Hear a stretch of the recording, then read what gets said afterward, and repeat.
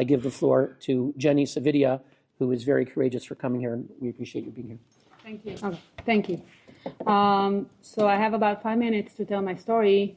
When in real times, in reality, it continued more than 10 hours. So anything I'm going to say now, believe me, it was much, much horrified. So when Hamas started bombing central and southern and central Israel at around 6:30 a.m., my brother, who was with me at the festival with his girlfriend and my partner, so my brother and his girlfriend decided to go back home. They were anxious to go back to their children. They lived in bombed cities and they were afraid. So they rushed to get out. They encountered the terrorists on their way out. They ran away for about an hour and a half till the terrorists got to them and butchered them. We, the family, got the notice a week after October 7th that my brother's body was identified. We were advised not to see the body. So till this day, we have no idea how it happened or where the body was found. We just know he's not alive. As for me and my partner Noam, at first we waited at the festival premises. We thought that was a safe place.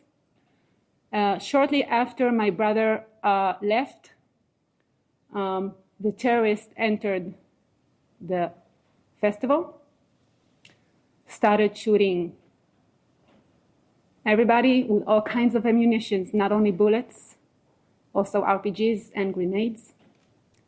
At first, me and Noam decided to leave, to run away with our car. We had no idea what was happening outside of the festival. We took 13 more people with us inside our small car, hoped to go to a safe place, to drive to a safe place, when actually everywhere we went, we saw terrorists. There was no safe place. At some point, we had to leave our car and run by foot. The car that was before us, all those that were inside the car got shot by the terrorists. We started running by foot, dodging bullets, missiles, grenades. An RPG missile fell right next to me, missing me like a few centimeters. At some point, we got to a bush. We decided to hide inside a bush, which was no bulletproof, believe me. We heard all the atrocities that Hamas committed, people yelling, screaming for their life. We hid inside the bush for a few minutes until we heard somebody screaming, "This is not a safe place. The terrorists are here. Please, all those who are here, run to the other direction." So that's what we did. But then I found out that the terrorists threw a grenade towards the bush we were at, and those who weren't fast enough to get up got killed. So we ran to the other direction. Again, dodging bullets, grenades, RPGs, missiles, skipping hundreds of bodies, till we got to an orchard, and we decided to get inside and hide inside one of the trees. We were not the only one. A lot of people that were there decided to do the same. The terrorists saw everybody getting inside the orchard, so they entered the orchard and started shooting the trees and the people that hid inside of the trees. They passed right next to my tree and missed us. And we sat there for about 6 hours hiding, hearing the atrocities that Hamas committed along the main road and inside the orchard. At some point, Hamas burned the orchard, so we had no other way. We had no other possibility but to get out of the tree.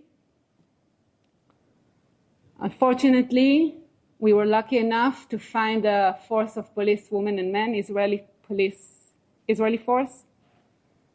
And those policemen and women got us out of the battlefield, not to a safe place, but a safer place, which was a police station in a city named Ofakim, which was under attack.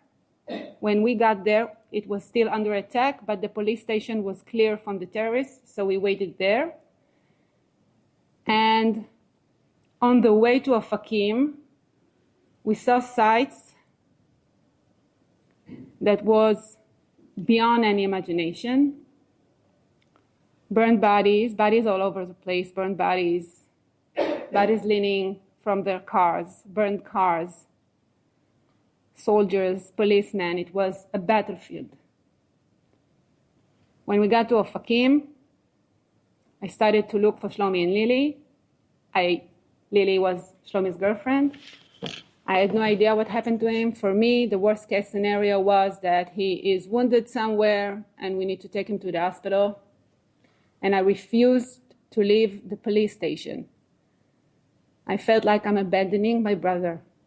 Until some point, a policeman came to me and told me, listen, you can't stay here. You must leave. This is not safe. It's not safe to be here. So although my heart told me I should stay, my mind told me I should leave. So that's what I did. I went back to my parents' house, which they had no idea we were at the festival. They heard it for the first time on October 7th evening, on that evening. And then we started to look for Shlomi, and the end. So